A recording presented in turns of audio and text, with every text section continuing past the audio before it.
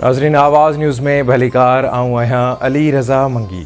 नज़र विझूं था वक़्ताइन जी ख़ास ख़बरुनि ते।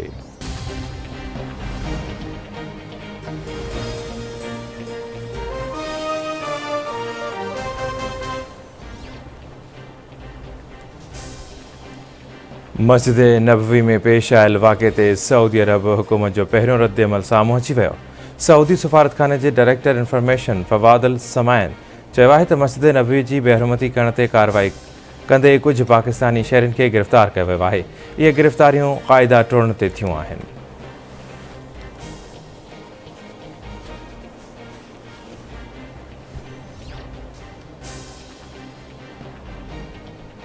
मदीना मुनव्वरा में पाकिस्तान हुकूमत जी अहम उहिदेदारनि ते हमले ऐं नारेबाज़ी जो मामलो। घर वज़ारत मस्जिद नबवी में पेश आयल वाक़े में मुलविस माण्हुनि ख़िलाफ़ क़ानूनी कार्रवाई जो इशारो ॾेई छॾियो।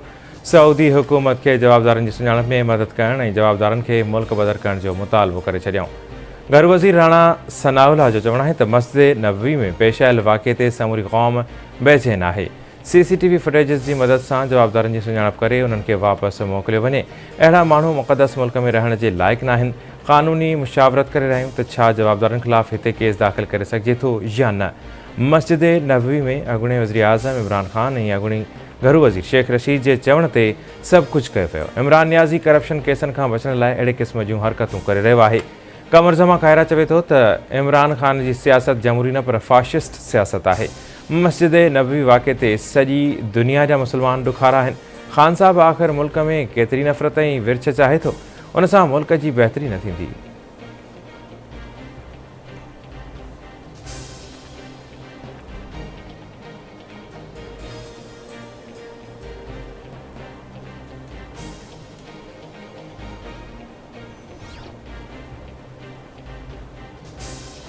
तमामु जल्द शरीफ़नि जी करप्शन ते वाइट पेपर आणींदुसि ऐं 20 लख माण्हुनि खे इस्लामाबाद में गॾु थियण जी कॉल ॾींदुसि। PTI चेयरमैन इमरान ख़ान जो मुल्तान में वर्कर्स कन्वेंशन खे ख़िताब। चवे थो मीर जाफ़र ऐं मीर सादिक सां गॾिजी चोरनि जो टोलो मढ़ियो वियो।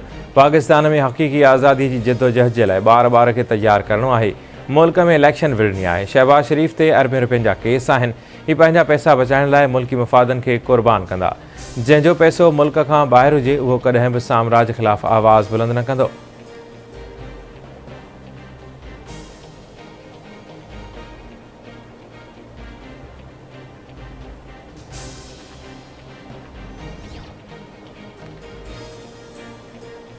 ऐं लाहौर हाई कोर्ट पंजाब जे नए चूंडियल वॾे वज़ीर खां हलफ़ न वठण ख़िलाफ़ हमज़ा शहबाज़ जी दरख़्वास्त ते ॿुधणीअ खां पोइ फ़ैसिलो महफ़ूज़ करे वरितो। ऐं बिजली जी पैदावारी सलाहियत न पर ॿारनि जो बहरान आहे। पहिरें मई खां तरतीबवार लोड शेडिंग जा मामला हल थी वेंदा। ॿारनि जी अदम दस्तियाबी ऐं टेक्निकल मरमत सबबि लोड शेडिंग थी रही आहे। ॿारनि जी अदम दस्तियाबीअ सबबि 5739 मेगावाट जी सलाहियत बंदि पियल आहे। जेकॾहिं बिना देरि ॿारनि दस्तियाब हुजे त 5739 मेगावाट बिजली पैदा थी सघे थी। 2156 मेगावाट बिजली जी घटिताई फ़नी ख़राबी सबबि आहे। कोशिशि आहे त ईद जे ॾींहंनि में वधीक हालतूं ख़राब न थियनि। 2 मई खां फ़ननि साइल जी फ़राहमी यक़ीनी थियण ते उमेदु आहे ऐं ईंदड़ 10 ॾींहंनि में बिजली जे मामलनि में बहितरी जो इम्कानु आहे। तवानाई वारे वफ़ाक़ी वज़ीर जी प्रेस कॉन्फ्रेंस।